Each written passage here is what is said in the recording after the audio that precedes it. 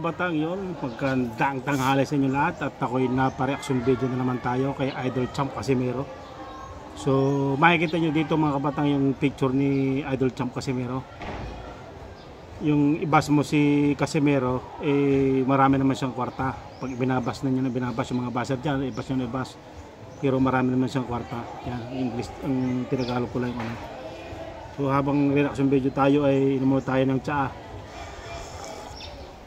So yung mga batang, yung paliwanag diyan ni Casimero ay kahit siya natalo kay Kameda, ay paldo pa rin ang kanyang paldo pa rin siya.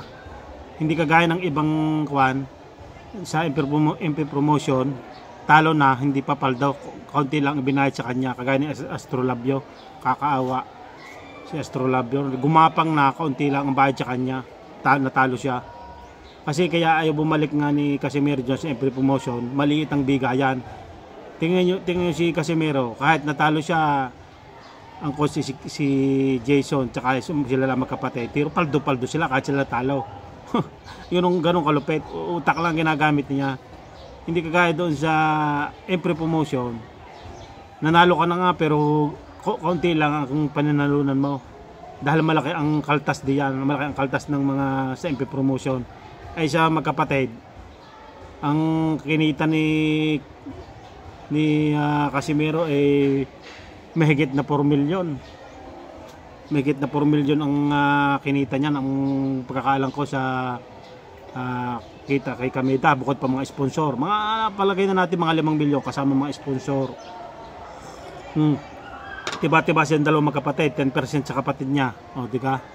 Yan ang karaming pera ng kapatid niya, ang coach ang kapatid niya.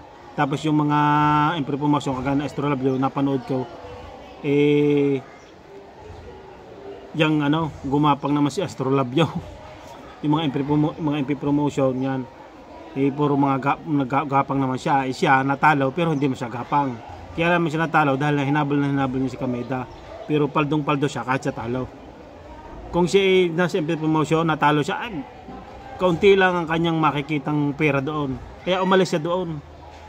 Kaya pinahanginan niya yung mga MP promotion doon na ayaw lang umalis. Kasi natatakot silang umalis kasi hindi nila kaya ang sarili niya kung saan sila kikita sa kung sinong handle sa kanyang mga promoter. Kasi hindi nga ganong kasikatan. Pero si Casimero, sikat na yan kasi hahabulin talaga ng mga promoter yan.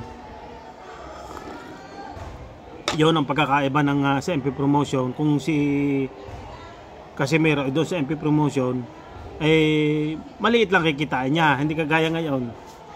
So Kameda promotion, laki ng kinita nila magkapatid. O di ka, ibang iba doon sa MP promotion. Nako, yung sa MP promotion kaunti lang ibabayad kay Casimero. Ang daming kaltas, kaltas diyan. Ay sa Kameda Kameda, di ka? Ang laki ng kinita ni Casimero. kaya yung mga MP promotion yan, sinasinggibong yan, galit na galit kay Casimero. Tsaka sina Silver Boys TV. Kasi nga wala silang makita na Pilipino na kilalang kilala kagaya ni Casimero. Malaki ang hatak niya na mailaban siya. Kaya nagagalit sila, umalis si Casimero sa MP promotion. Sinong hindi magagalit? Magaling na boxingero si Casimero. Siyempre magalit si Singgibon tsaka sina Silver Boys TV yan, yung mga galit na yan. Sina Silver Boys TV yan tagapahid lang yan ni Casimero si Silver Boys TV. Kaya inaaway nila ng inaaway si Casimero. Umalis nga siya sa MP promotion. Siya ang pinakamalakas sa MP promotion na Pilipino na malakas sumatak ng laban. So, siyempre pag malakas sumatak ng laban at magaling ka, siyempre laki ng kikitain ng MP promotion. O di ba? Tamo si Cuadro Alas nung umalis sa MP promotion si Cuadro Alas. Meron na siyang Cuadro Alas na promoter na siya ngayon si Cuadro Alas. Meron na siyang naging promoter na ngayon si Cuadro Alas. Kung siya hindi umalis sa MP promotion, hindi magkakaganon. Hindi magiging Cuadro Alas na ngayon siya. Promoter na siya. 'Di ba? Ang laki ng nag-handle na ngayon siya ng mga boksingero, si Casimero. Eh kung nasa MP Promotion, baka wala pa siyang, hindi pa siya promoter niyan. Yung Quadro Alas promotion na yan. Oh, di ka? Ang laki pa ng kinikita niya. Kaya galit na galit ang mga MP Promotion, Singgy Bones, Silver Boys TV. Ay, kung anong hinahatak nila pa ba si Casimero, talagang hahanap sila ng paraan para hilahin pababa, yung kakasuhan, mga ganyan. E ginagawa nilang yung dalawang magkapatid. Hindi na nga nagsasalita ang dalawang magkapatid eh. Ganyan talaga yung paghitik ka sa bunga, babatuhin ka at babatuhin. Ng mga babatuhin, hitik ka sa bunga, marami kang bunga. O, di ba ngayon may laban na naman si Casimero ngayon, yung mga December.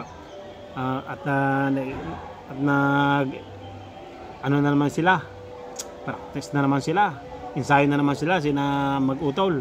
So, panoorin itong konting ito, yan, nandito, habang tayo sasalita. Talagang, yung mapapanood ngayong laban ni Casimero, mga kabatang, ay ibang iba sa laban kay Kameda. Basta wag lang tumakbo ang kalaban ni Casimero.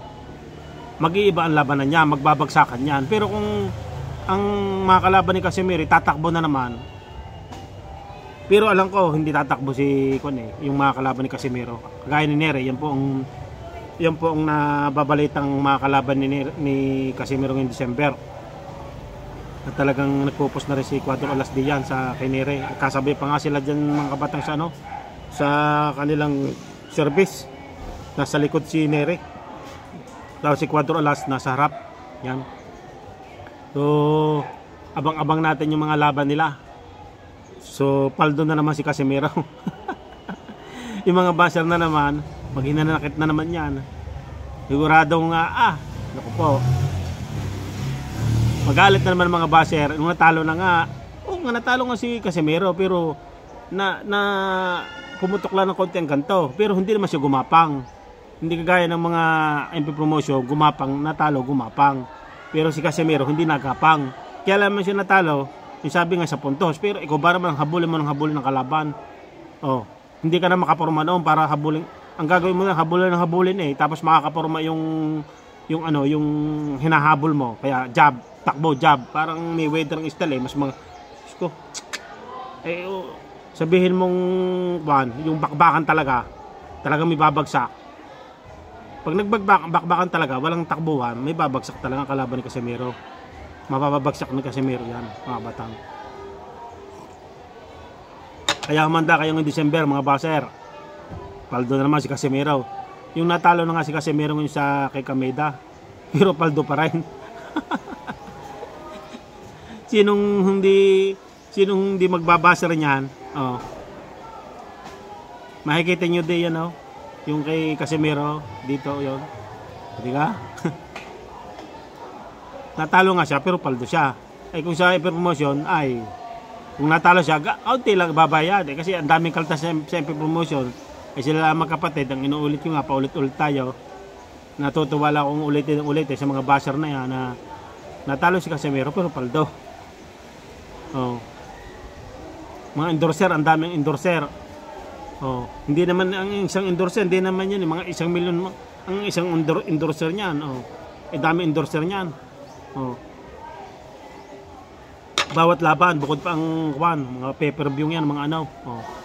Pag hindi pumaldo nga naman ng dikawasa si Casimero eh. Sinong babalik pa sa Promotion? Ang kasabi ni Quadro Alas tagal nyo na nga diyan sa Promotion pero hindi pa kayo yumayaman kagaya ko. Hindi pa yumayaman kagaya ni Casimero. Mapapanood nyo yung mga previous kong mga vlog kay Casimero, yung mga kayamanan ni Casimero.